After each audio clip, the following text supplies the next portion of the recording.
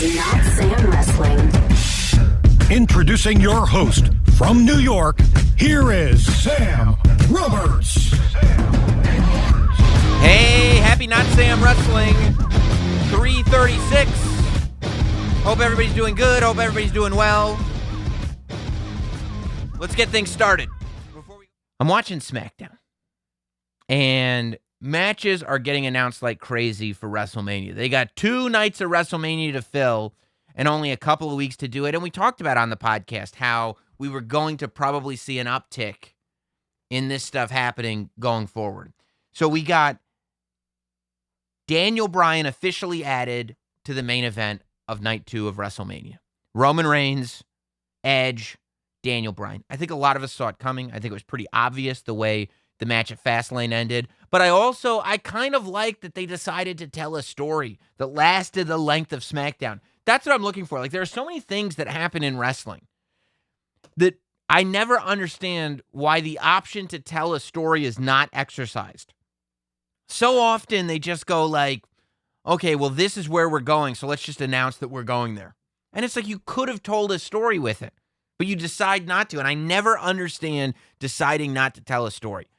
And I watch and I see things that you're like, well, you could have just put some steps in just over the course of this one episode of television. I'm not saying you have to draw this out for weeks and weeks and weeks, but even over the course of the 3 hours of Monday Night Raw, the 2 hours of SmackDown, basically exactly what we saw on SmackDown. That's the type of stuff I like to see. And I mean, you know where it's going. It doesn't necessarily surprise you, but you want it to go where it's going. And so when it does, it still feels good. Like Daniel Bryan suggesting, well, why don't you have Edge and Roman on night 1, and then the winner of that match faces me? Now, I knew that wasn't going to happen because that makes Daniel Bryan non-sympathetic. That gives Daniel Bryan almost like a heel's advantage. Now you've got ultimate underdog Daniel Bryan going into night 2 of WrestleMania to face somebody who just had a main event match the night before, right? That completely, you would never do that. Like, I saw some people asking, why wouldn't you just do that? Why would you get us excited? I love that idea.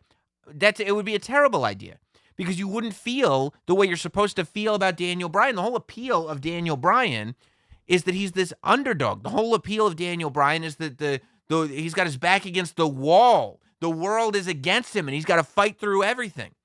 If the main event of WrestleMania is Daniel Bryan just getting to sit and watch Edge versus Roman Reigns tear each other apart, and then he gets to go to WrestleMania tomorrow, fresh as a daisy, and face the winner. Now, you could do some Lex Luger, Bret Hart stuff and give Daniel Bryan a real tough match with, like, I don't know, make him fight Jey Uso or somebody like that on night 1, and that way there's still that disadvantage. But then 2 nights of WrestleMania completely become about Daniel Bryan and whoever he faces on night 2 of WrestleMania, and it makes everybody else on that show secondary. The beauty of doing it over 2 nights is you can have literally 2 main events without choosing which one is better. I mean, technically you'd go, well, the Sunday main event is bigger than the Saturday main event, and it's like, okay, but still, it still counts, I think. It's just a lot of that, and then you have to declare that one of those 3 is less than the other 2. The beauty of a triple threat is that everybody can still come out clean. The champion can lose a title without ever getting pinned. The champion can retain a title without actually beating the number 1 contender. You know, the number 1 Edge could get speared by Roman Reigns only to have Daniel Bryan pin him. Edge could spear Roman Reigns, and then Bryan sneaks up behind Edge and gets him. So there's the whole beauty of a triple threat is you can tell a story where nobody is all that damaged leaving it. And so all 3 men can still leave with credibility, and stories can be told amongst all 3. Ideally, when you leave a WrestleMania main event, if it's a singles match, you have a declarative winner and a declarative loser. When Seth Rollins cashed in at WrestleMania 31, and the match became a triple threat halfway through the match, Roman Reigns and Brock Lesnar both could sit there and say, that wasn't what I signed up for. I deserve more. I had him beat. I don't know who this Rollins guy is. Rollins didn't deserve it, and Rollins can run away with the title. Nobody is damaged, especially not the fans. We loved it in that scenario. So that's why you go to and you have a triple threat instead of having an eliminator style for many other reasons, right? And when Roman tells Adam Pearce, you've got me for one night and one title defense, and that's it. In the first hour of SmackDown. I mean, immediately. Like, I literally looked at my wife and I said, they're going to, at the end of the night, say, Roman, you are going to be defending it once against Edge and Daniel Bryan. And my wife was like, oh, really? And I'm like, oh, I feel so smart. But we all knew, in a good way. We all knew, and we were all ready for it. And when it actually happened, it was like, hell yes. So now Daniel Bryan gets added to the main event of night 2 of WrestleMania. I have no doubt that'll be the main event of night 2. Night 1, we can have a discussion about, but night 2, I have no doubt that will be the main event. We also have Seth Rollins and Cesaro added to WrestleMania. Again, you don't have to have story going into this match, but they added story. And I appreciate that. The idea that you have, like, it was great. Seth Rollins feeling disrespected. The hypening up of the swing. The fact that not only is it a Cesaro specialty, the fact that not only is it effective, the fact that not only does it showcase who Cesaro is, but that it is now a humiliation. It is a way to humiliate a heel. Seth Rollins has now said, the one thing that I don't want is to be spun. And here comes Cesaro with that spin. It's great. It's perfect. It now becomes not only a move, but a storytelling mechanism. And so when Seth Rollins goes, it'll never happen to me again. And Cesaro right there, backstage. And it's crazy to do it backstage. The floor is hard. There's all this stuff around you. There's boxes and carts and crates all around you. What a spectacle. But I thought that was great. And now it's like, okay, I'm interested in this. Not only are we going to get to see a match that's just going to be a great wrestling match, but it's got a reason for being. There's an investment. Cesaro is sitting there going, I'm finally going to prove to you why I deserve to be on this stage. And Seth Rollins is sitting there going, I won't allow myself to be humiliated. Seth Rollins is basically saying, without saying, I'm a main event guy. I can't be humiliated. WrestleMania is my showcase. And Cesaro is sitting there going back to the Vince McMahon Stone Cold interview on the WWE Network pre-Peacock. I call it pre-cock. Maybe I shouldn't call it that. But years ago, the brass ring stuff, we're finally cashing in on it. And we're going to see at WrestleMania how 25,000 fans back in an arena for the first time in over a year respond to the fact that Cesaro has a one-on-one singles high-profile match at WrestleMania. Then they do a real smart thing. The WWE goes, Kevin Owens is always great. We don't have anything specific for him right now coming off of that Roman angle. Not only is Sami Zayn always great, but he's even better now because of the whole entertainment aspect. Right? The Sami Zayn as a heel, as a conspiracy victim with a documentary crew, the whole thing has just been working. It's an exciting thing when Sami Zayn shows up for a segment on SmackDown. You know it's going to be good. So why don't we do what we know will work? Why don't we put Sami Zayn and Kevin Owens back in the ring together? And boom, boom, here we are. And it's another one. It's going to be great. Maybe Kevin Owens will fulfill his dream of doing a flip off the pirate ship that's right there in Raymond James Stadium. Hopefully, right onto Sami Zayn, if there ever was an opportunity. And it's really interesting. Like, the thing about Kevin Owens and Sami Zayn is you could make this a blood feud. You could sit there and create a narrative where you're like, this match is 15 years in the making. This is Batman versus Joker. These two are attached cosmically. Or you could just be like, yeah, they're bickering, so they're going to have a match at WrestleMania, and it's going to be real, real good. That's the beauty of Kevin Owens and Sami Zayn. You call him Kevin Zayn because they are attached like that, and they can work in that style. Sami Zayn could be the sympathetic good guy. Kevin Owens could be a badass good guy. Kevin Owens could be a hellaciously evil bad guy. Sami Zayn could be the whiny evil bad guy. You know, you could go in any direction with both of them because they're so talented. But I'm sitting there, and in one night, I see Seth Rollins versus Cesaro added to WrestleMania. I see Kevin Owens versus Sami Zayn added to WrestleMania. I see Daniel Bryan added to the main event of WrestleMania. And I sit and I think about the nights that I spent in buildings like the Hammerstein Ballroom in Manhattan, in New York City, a block away from Madison Square Garden. And I watched Claudio Castagnoli. And I watched Tyler Black. And I watched Kevin Steen and El Generico, who I think they has some relation to Sami Zayn. And Bryan Danielson tear the house down. And this generation of talent in Ring of Honor that has come over to the WWE and evolved into WrestleMania superstars, and I just get happy about it. Because that era of Ring of Honor, that kind of end of the first decade-ish, beginning of the second decade of the 2000s in Ring of Honor, is so good. It's no wonder. Like Ring of Honor, when you really look at the talent, it's almost like the CM Punk generation up until the Adam Cole generation. That whole group of talent, like so much of the talent that Ring of Honor had in that period of time, ended up graduating and going on to the WWE. And WWE has kind of done that with other places. You know, they a little bit with TNA a couple of years ago. It seemed like a lot of people were coming over from TNA or Impact or whatever it was at the time.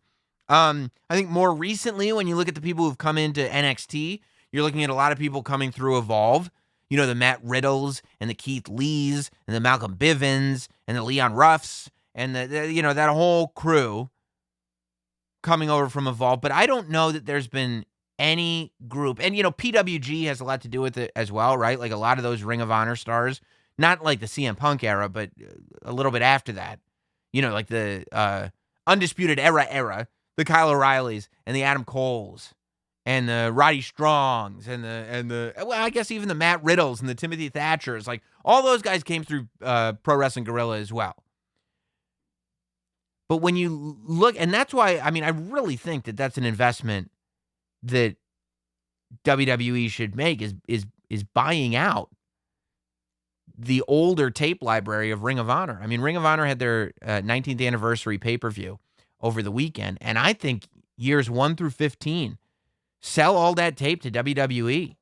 I guess then they could be like, hey, Peacock, we just bought 15 years worth of Ring of Honor tapes. You want more stuff for Peacock? And they'd be like, yeah, I guess so. I guess I don't know what you do with it now. But WWE still owns all the footage that's on Peacock. The game is owning the footage and then figuring out what to do with it, right? Even if you're not putting up full shows, even if you're just using the footage to make, incredible best ofs or incredible documentaries, there's still a lot there. Just because so much talent came from there. And you're looking at it when you look at the WrestleMania card. It's incredible. And I was thinking about the future of Ring of Honor too. And I was such a fan of Ring of Honor in that era that I'm fully ready for them to get back to that place. I think that they took a hit at the beginning of AEW because, realistically, Ring of Honor went through a period of time where the real draw in Ring of Honor was the Bullet Club and their partnership with New Japan. So when everybody in the Bullet Club and the Elite start their own promotion that's not Ring of Honor, and when you're starting to see a partnership blossom between AEW and New Japan, that's not the best news in the world for Ring of Honor. It's time to start thinking more about talent, I think. And there's a lot of it, Danhausen is great. Dalton Castle, it would appear he did a promo I saw for the 19th anniversary at the pay-per-view. It seems like he's sticking with Ring of Honor. Roosh is over there. There's still a bunch of people in Ring of Honor that are really, really good. But I think as shows start opening up, as events start opening up, and we're able to have fans in attendance again, I think that Ring of Honor needs to do everything in their power to become the top dog of the independents again. And I think, I don't know what their financial situation is. So, like, I could come up with every idea in the world. Like, why don't you just give a ton of money to this person, ton of money to that person? And they're like, well, Sam, if you had a ton of money you could give us, that would be helpful. What can I do, right? I don't know the finances of anything. I'm a wrestling fan, not a business fan. So, but I do think that talent is going to be where it's at. I mean, talent and storytelling, ultimately. And I think as you're looking at WWE having an incredibly full roster, as you're looking at AEW having an incredibly full roster, there's going to be, as big as those rosters are, there's still more wrestlers than there are spots. So there's going to be people that have the ability to make a huge difference that are looking for a home. If I'm Ring of Honor right now, I'm doing everything I can to get both Andrade and Zelina Vega. I plead with you, Ring of Honor. Get Andrade and Zelina Vega on Ring of Honor TV immediately. Make them, the first time Ring of Honor is back in front of fans, Andrade should be there competing for the Ring of Honor Championship of the world. If that is your first match that you're able to do in front of fans, whatever building you happen to be in, that is a mark to say we're here to make a statement. We're here to make a difference. I would love to see. I mean, personally, like, I was thinking about that a lot. I was like, okay, because we didn't really get to talk about it. I was recording the podcast last week, and as soon as I hit stop, my Twitter lit up, and they say, well, Andrade got his release. And I was like, oh, of course. And then everybody knows I'm a big Andrade fan. And I was thinking about it more. My first thought was Ring of Honor needs to do whatever they can do to scoop this guy up. My second thought was, how great would it be if Andrade showed up on TakeOver with Zelina? I want to see, and whether it's with Andrade or whether it's with somebody else, you know, wrestlers and their releases and their contracts are, it's getting back to where it was in the late 90s, where everybody, I mean, that was the biggest wrestler contract gossip, was the best in the late 90s. Because you didn't know, oh, somebody's going to leave WCW. They're going to come to WWE. They're going to leave WWE. They're going to come to WCW. Or they're going to join the NWO. This person's in ECW. Like, people going from spot to spot was a big deal. And you could probably only pull this off super effectively once. You could do it more than once, but you can. The shock factor will only last once. But if you have somebody that everybody loves, but they just don't have a spot on Raw or SmackDown. They just don't. They're just, whatever it is, on the main roster, it's just like, wow, I don't know. We just don't have a spot. And they go on Twitter, and they announce they've asked for their release, and they don't get it at first. And then WWE announces that they've been given their release. And then at the next takeover, they show up on NXT. And Mr. Regal says, well, when this person became a free agent, when they were released from their WWE contract, we came to them and said, well, why don't you become an NXT superstar? And it's the next level of storytelling that you're already doing with Finn Balor in a way, right? Because Finn Balor has normalized this idea that you could be on the main roster and decide that NXT is the spot for you and go and win the championship and become the biggest star in that brand. NXT is on USA in prime time every single week. Takeovers are back to being the best wrestling shows in the world. I love the idea of somebody, and you could have any list of guys. I don't know where Keith Lee has been. You know, I mean, I don't know if there are health things. And that's the other thing. Like I always say, I said I want Angel Garza back on TV. I want Aleister Black back on TV. I don't know why they're not on TV. I don't know if it's because there's nothing for them. I don't know if they're injured. I don't know if it's a choice on their part. You know, I don't like to assume these things because I don't know. I'm not there. I'm just a guy on my couch watching the TV and noticing who's there and who's not. But, I mean, how great would it be if Aleister Black goes on Twitter and asks for his release, maybe even does a podcast interview and is like, well, I just wasn't happy not being used, or, really make it seem like it's a thing.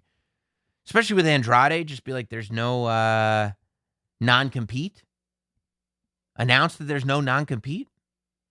But don't officially announce it on the WWE Twitter account. Just let that get out there on the internet. And then he shows up on NXT and he's decided, I was a wrestler without a contract. I could go anywhere I wanted, and here I am in NXT. It'd be awesome. When Raw and SmackDown, when that brand separation first became a thing, the idea was to have real competition. The idea was to have two WWE shows with completely separate identities, separate writing teams, separate looks, separate rosters, separate everything. And that these two shows would compete with each other, and the competition would in turn bring out the best in each show. I love that as an idea. It's tough to do when, you have a common person ultimately running both shows. And realistically, both shows are designed to benefit the same bigger brand. NXT has effectively, while growing into a legitimate third brand in WWE, separated themselves from the main roster, separated themselves by not participating, for the most part, in WWE pay-per-views, having their own pay-per-view specials, NXT takeovers, having their own unique look. They're not in the Thunderdome. They're in the Capitol Wrestling Center. Having a roster where NXT guys do not show up on Raw and SmackDown for the most part. And when a Raw or SmackDown superstar shows up in NXT, it's a big deal. And there's always a legitimate reason. NXT is a different universe than Raw or SmackDown, to the point where when an NXT superstar debuts on Raw or SmackDown, there is a repackaging. There is a new level of familiarity that, or work on adding a level of familiarity, because the assumption is that a lot of the audience isn't going to know who they are. And that's because it's a completely separate brand. So why not further that separation? Why not create this world in which when a WWE superstar is released from their contract, they could end up in NXT? I love that idea. Why not? I mean, the internet's going to be talking about it. That people are going to be gossiping about it. I'd say cash in on that. Whenever I see people gossiping about stuff, whenever I see, people buzzing about stuff, I think about how could a wrestling company use this to their benefit?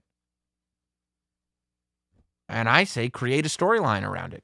Create a storyline that adds it, and don't and it's not about having somebody show up in NXT for 2 weeks, then they're back on the main roster, and it's just a device. This is how we moved this person from the main roster over to NXT. That way it doesn't look like a demotion. It looks like they asked for their release, they got it, and then Triple H decided to sign them to NXT, and they agreed to sign to NXT. They wanted to work for Triple H, and who knows, down the road, maybe you do develop some kind of rivalry between Raw, SmackDown, and NXT. Or maybe you don't. Maybe you don't even have to. Maybe it just exists as a separate product. But I do think that a story like that could further the idea that it is a separate product. Speaking of WrestleMania matches that were announced, of course, Monday on Raw, Charlotte wasn't there. It was announced on Raw that she had coronavirus, that she had COVID. I don't know if she'll be back on Raw tonight or not. But she was gone for 1 week. And while she was gone, Asuka has a match with Peyton Royce. She beats Peyton Royce and I like that they were bringing forward a story that was started on Raw Talk. Peyton Royce cut this promo on Raw Talk that got a lot of buzz on the internet. So they brought that promo forward, and they gave her match with Asuka on Raw. And a lot of people were talking about it. So then Rhea Ripley comes out. It was announced she was going to debut. This is the time that she decides to debut, and she decides to step up and ask for a WrestleMania title match. Adam Pearce didn't come out and say, hey, I can't make this match. He basically said, all right, if you guys want it, you can have it. Asuka accepted it, and boom, a graphic is made. A graphic is made. It might as well be carved into granite. Asuka versus Rhea Ripley at WrestleMania. And that leaves us in a position where we simply may not have Charlotte at WrestleMania, right? If there's going to be another women's match, it would probably be a tag team championship match involving Shayna Baszler and Nia Jax. That could still get added, but who would Charlotte tag with? Asuka's been her tag team partner, and Asuka is occupied defending the Raw Women's Championship. So I can't see her in a match like that. You know, I kind of feel like it wouldn't be the worst thing in the world as far as Charlotte is concerned. I'm going to get into Rhea Ripley in a second. But as far as Charlotte is concerned, and you all know what a big Charlotte fan I am, I think that Charlotte is underrated, if anything. I think that the negative feedback that Charlotte gets sometimes, or this real idea that some fans have that she gets handed everything, or she's in the main event scene of the women constantly, or there is this feeling, I think, among some fans that Charlotte gets every opportunity and it makes it so other women don't get it. And there is some resentment towards Charlotte for that. But the fact is, Charlotte loses a lot of matches. And I think that's because it's almost taken for granted, for lack of a better term, how good she is. And I think the WWE just goes, well, Charlotte can afford the loss, and she loses a lot. That's why she's had so many title runs. Because she holds the title for a week, she loses it. Which probably drives Charlotte insane. I think if you ask Charlotte, would you rather have 11 title reigns, or would you rather hold the title for a good 2 years? I think she would probably say, I'd love to hold that title for a couple of years. And I wouldn't blame her. I know I would if I were a competitor. I'd rather have one reign as champion and have the title forever. I'd rather be Walter than be somebody that wins and loses and wins and loses and wins and loses. I'd want that Walter Pete Dunne record where you just hold on to the title forever. But all that said, there's a lot of talent in the women's division right now and a lot of new talent coming in. I feel like it's been tough for Asuka to break through as far as she's capable of breaking through because of stars like Charlotte and Becky Lynch being there and Ronda Rousey being there. And I mean, Asuka somehow, and then you got Bayley and you got Sasha Banks. It's Asuka's got to fight through a lot of noise to get the focus on her. Then you've got the new talent. You got Bianca Belair. You got Rhea Ripley. You got everything going on in NXT right now. It's a lot. And I think that this might be a good WrestleMania. Now, of course, there's always the idea that she may end up being added as a triple threat, same way she was added at WrestleMania 2 years ago in the what could have been a Becky Lynch, Ronda Rousey singles match became a triple threat.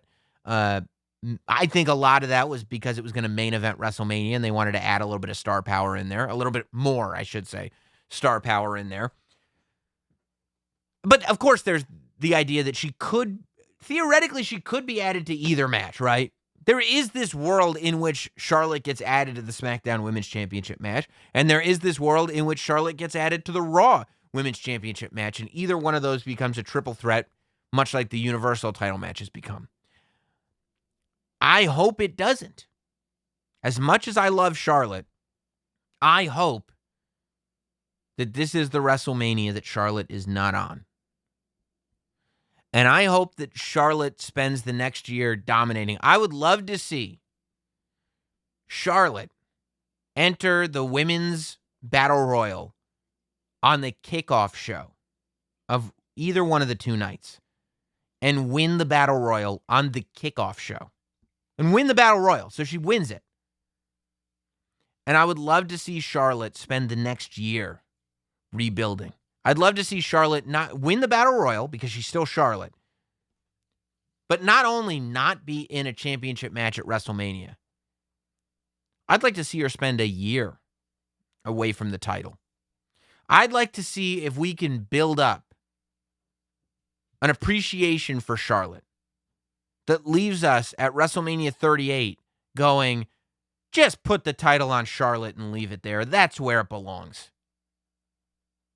I think that long-term, it could go a long way for Charlotte if she's not in a women's title match at WrestleMania this year. We'll see what happens. It could all change within hours of you listening to this podcast. By the time you're listening to this podcast, it could have changed already on Monday Night Raw this week. But as I sit here right now, that's my feeling. Now, as far as Rhea Ripley getting the shot against Asuka, I just said a minute ago when we were talking about NXT that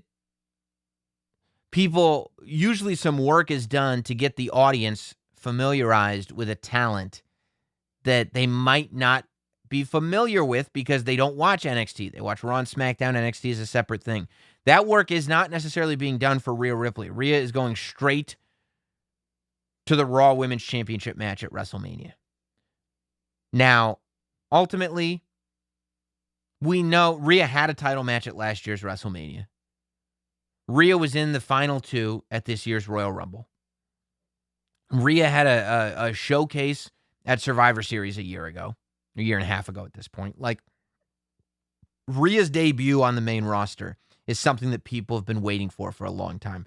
People are familiar with Rhea Ripley. And she's got this look and this presence that even if you're not necessarily familiar with her, the minute you see her, the minute you see how she carries herself, the minute she steps into the ring and looks at Asuka, you're not sitting there going, how did this person get the main event of WrestleMania? You're sitting there going, like, this person already looks like the main event of WrestleMania. And then you can go back to last year and see her match with Charlotte.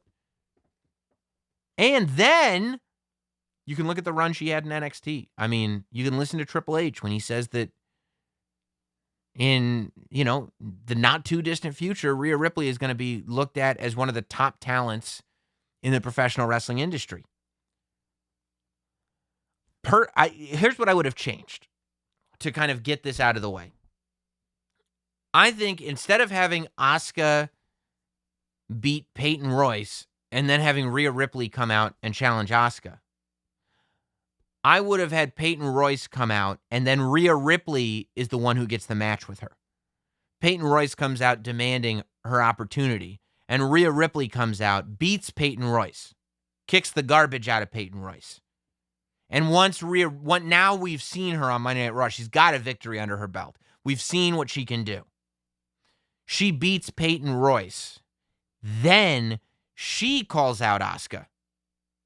She tells Asuka to come to the ring. She points to the WrestleMania sign, and that's when Asuka accepts. I think if Asuka had accepted a challenge from Rhea Ripley after we watched Rhea beat Peyton Royce, as opposed to after we watched Asuka beat Peyton Royce, I think that little tweak would have made it much more organic. I think it would have worked a little better for me had that happened.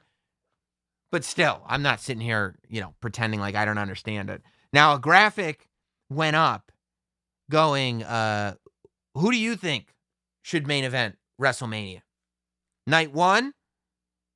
Should it be Drew versus Bobby, or should it be Sasha Banks versus Bianca Belair? Night two, should it be Edge versus Roman at the time? Now it's the triple threat. Or should it be Asuka versus Rhea Ripley? I don't think there's any debate. At night two, clearly the main event should be Bryan versus Edge versus Roman Reigns.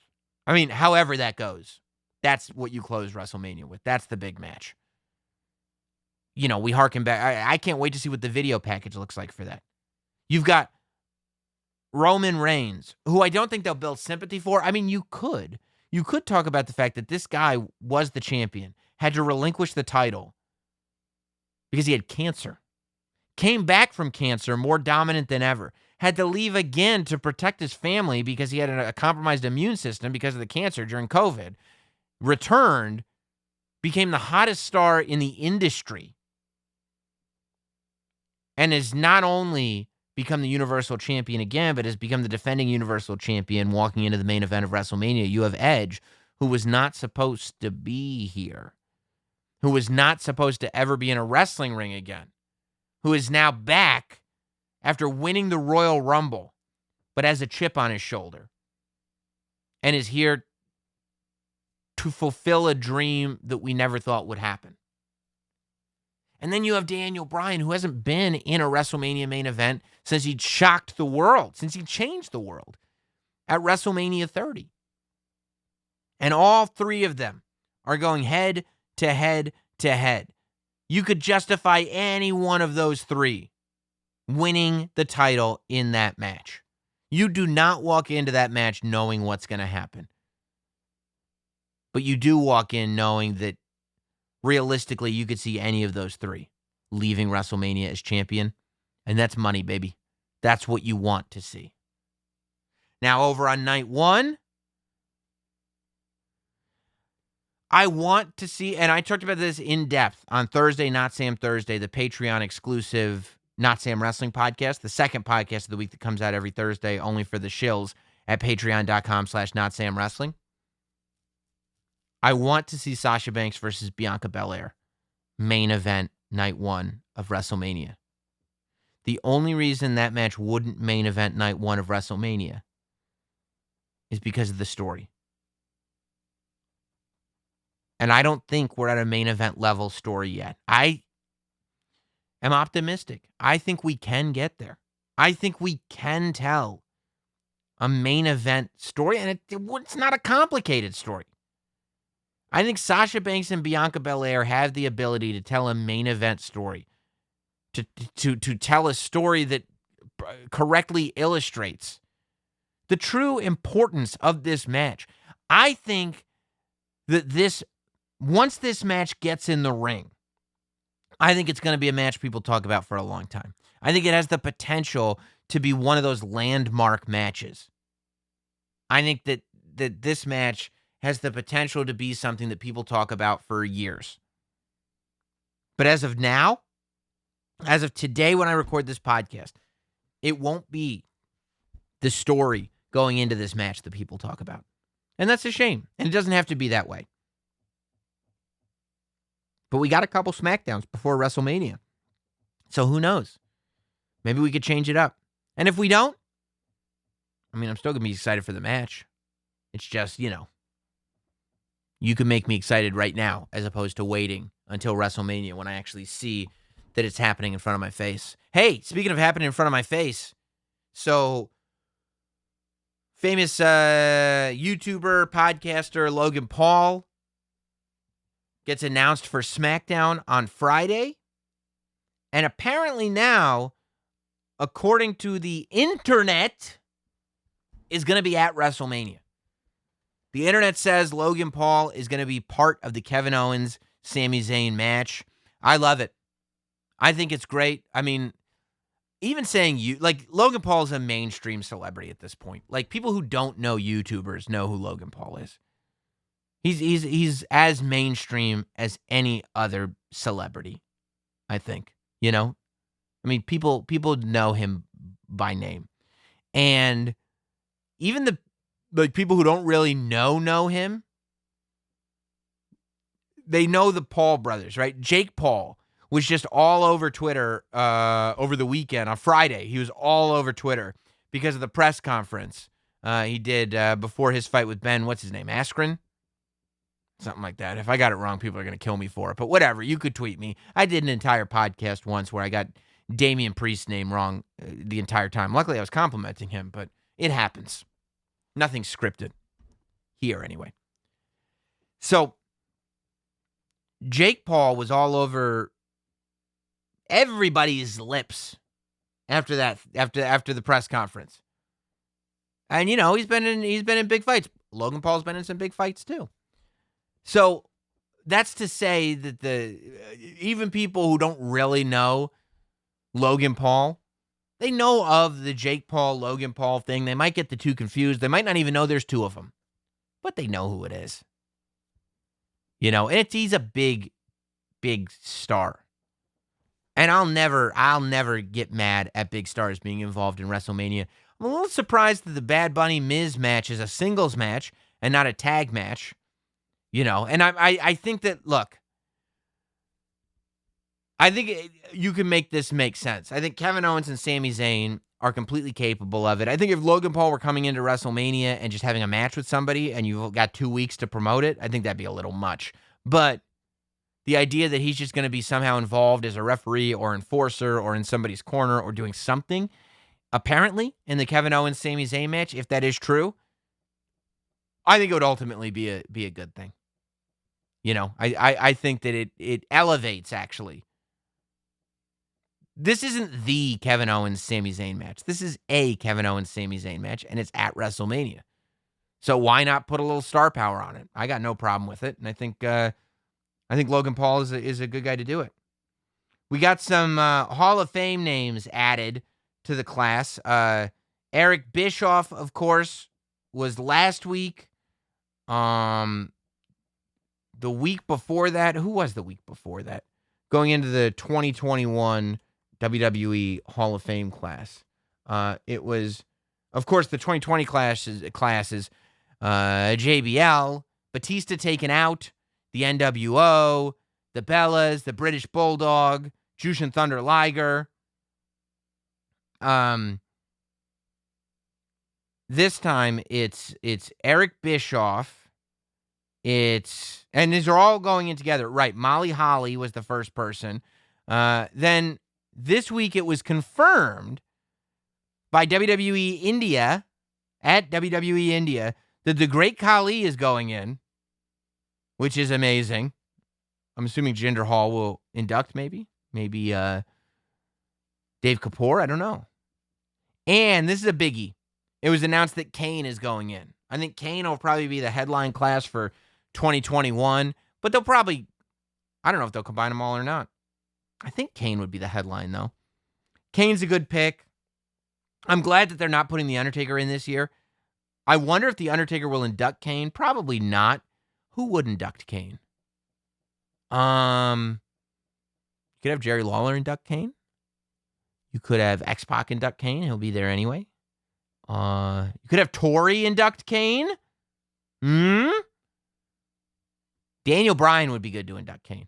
I would have Daniel Bryan induct Kane. Yeah, I think that would be the right call. Have Daniel Bryan induct Kane, because I don't think we should see The Undertaker back on WWE TV. He was on the bump to announce that Kane was going in. But I don't think we should see The Undertaker back on WWE TV until it's time for him to go in. And I like that he's not being put into the WWE Hall of Fame until they can do it in an arena full of fans. Because that's going to be the real farewell of The Undertaker. Everybody's like, having The Undertaker's farewell at Survivor Series, no fans, hologram Paul Bearer, the whole thing. Like, it was cool, but I think there were still people waiting for more. This will be more when The Undertaker finally goes in.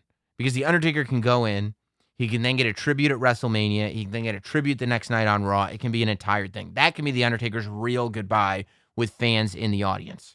But Kane is an excellent choice to go in. There's very few people who have the longevity that he does, especially somebody that was introduced, right? Kane, when you think about Kane, what's amazing about him is he's introduced.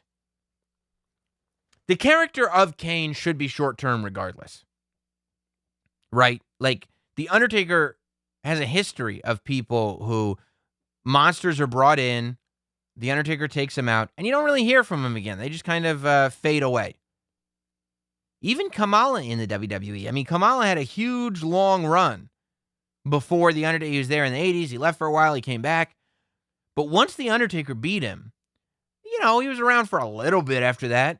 He turned babyface for a hot second, but he was pretty much gone after that because that was it. Business was over. Johnny Gonzalez. There's a whole thing. I mean, Yokozuna, really. Once The Undertaker beat him in that coffin match, we get into 95. And that's kind of the end of Yokozuna being in major main events. He's in the tag with Owen Hart and everything. And there were other ramifications, I guess, Yoko gaining weight and everything. But, man, I could do a whole nother. I love Yokozuna so much. What a beast. What a beast. 93 and 94. Woo! Yoko was a beast. One of the best ever. Still underrated. I love that I always end up talking about Yokozuna. But yeah, so Kane could have easily been one of those guys, right? That he comes in Hell in a Cell.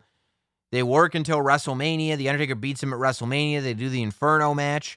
And after the Inferno match, you could have seen Kane fade away.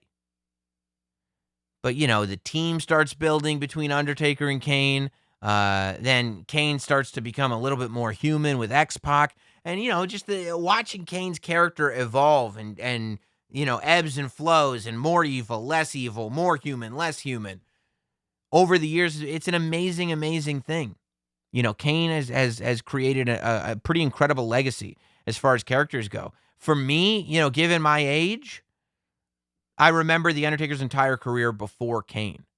There are a lot of people.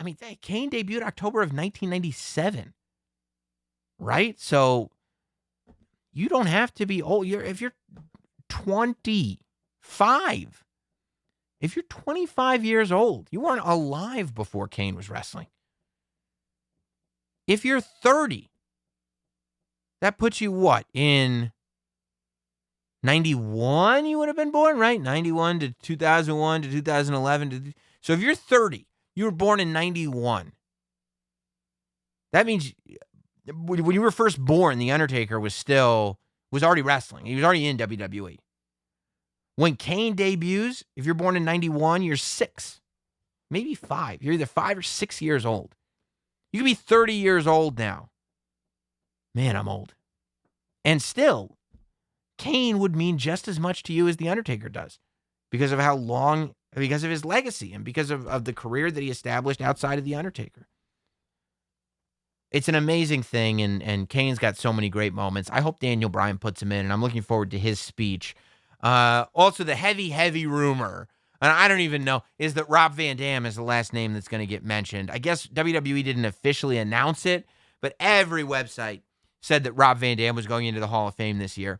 And then Paul Heyman posted a picture where he was doing the 2 thumbs to himself. Whole effing show, RVD. And he said, guess whose Hall of Fame video package I'm filming right now?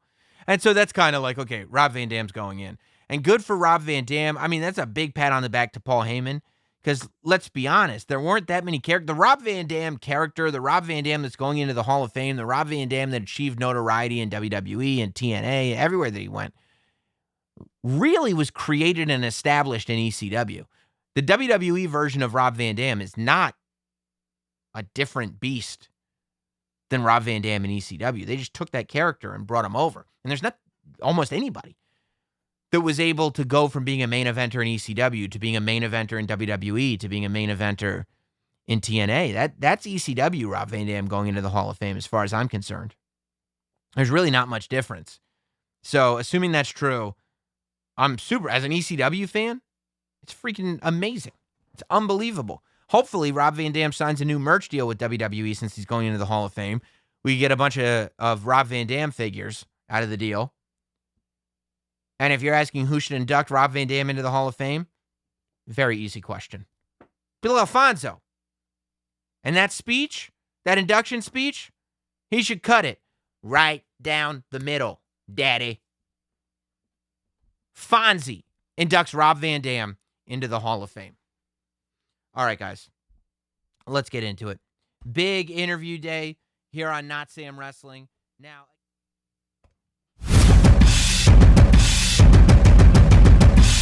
Thanks for listening. Follow at Notsam on Twitter, Instagram, Facebook, and YouTube. Rate, review, and subscribe. This has been Notsam Wrestling.